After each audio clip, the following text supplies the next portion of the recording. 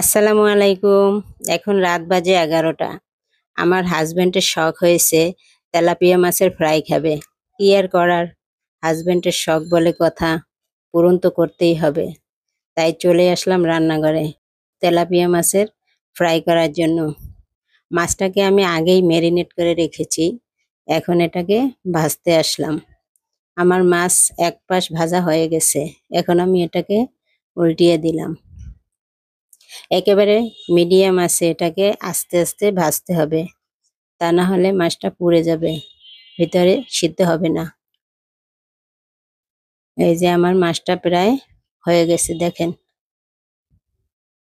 আমি এখন এটাকে উঠিয়ে নিব। এই যে আমি মাছটা উঠিয়ে নিয়েছি, দেখেন। আমার তেলাপিয়া মাছের ফ্রাইটা কেমন হয়েছে আপনারা জানাবেন।